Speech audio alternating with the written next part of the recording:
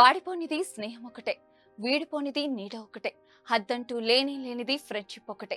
ప్రేమదేశం సినిమాలో ఈ పాటలోని అక్షరాలను ప్రతిబింబించే మనుషులు చాలా మంది కనిపిస్తారు. Media mogul Ramoji Rao, legendary singer SP Balasubrahmanyam స్నేహం అలాంటిదే. 2020 సెప్టెంబర్ 25న ఈ లోకాన్ని వీడిన ఎస్పి బాలు 4 ఏళ్ల తర్వాత తన స్నేహితుని తనతో పాటే తీసుకెళ్లారు. ఈనాడు గ్రూప్ సంస్థల చైర్మన్ చెరుకూరి రామోజీరావు 2024 జూన్ 8 తెల్లవారుజామున 4:50 అస్తమించారు. దీంతో ఆయనతో సినీ లోకానికి ఉన్న సంబంధాలపై, ప్రత్యేకించి ఎస్పి బాలుతో ఆయనకున్న బంధాన్ని గురించి ప్రజలు గుర్తు చేసుకుంటున్నారు.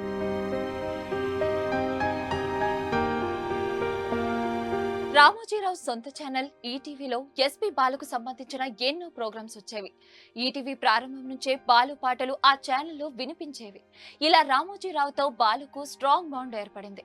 ఈటీవీ 1995 ఆగస్టు 27న ప్రారంభమైంది.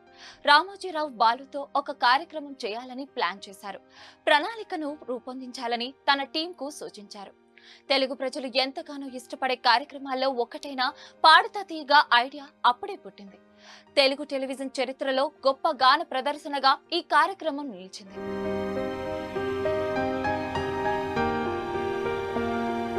పాడుతా తీగ కార్యక్రమాన్ని మొదటిసారిగా 1996 జనవరి 12న ప్రసారం చేశారు. దశాబ్దాల పాటు ఈ ప్రోగ్రాం తెలుగు ప్రజలను టీవీలకు అతుక్కుపోయేలా చేసింది. ఏకంగా 1100 ఎపిసోడ్ల పాటు నిరంతరాయంగా కొనసాగింది.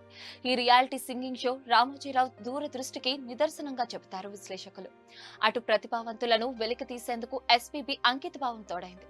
అందుకే పాడుతా తీగలో పాల్గొన్న చాలా మంది నవతరం గాయకులుగా పేరు తెచ్చుకున్నారు.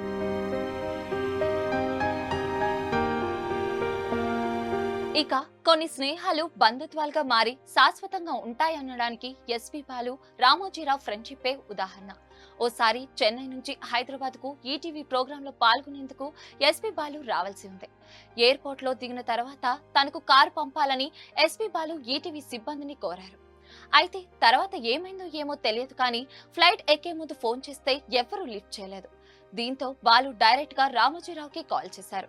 మీ ట్రావెలింగ్ ఏర్పాట్లు నేను చూసుకుంటానని రామోజీరావు హామీ ఇచ్చారు. తర్వాతి రోజు ఉదయం బాలు ఫ్లైట్ దిగారు. వెంటనే షాక్ అయ్యారు. ఎందుకంటే తనను రిసీవ్ చేసుకోవడానికి స్వయంగా రామోజీరావే వచ్చారని బాలుకి అర్థమైంది.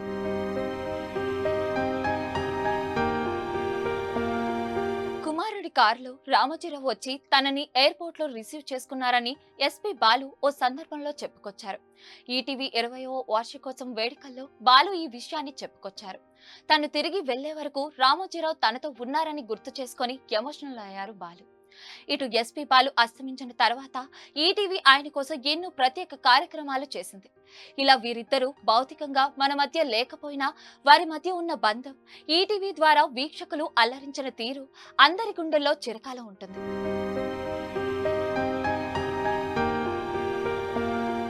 మరిన్ని వీడియోస్ కోసం ఛానల్ ని సబ్స్క్రైబ్ చేయండి. లేటెస్ట్ అప్డేట్స్ కోసం వాట్సాప్ ఛానల్ ని ఫాలో చేయండి.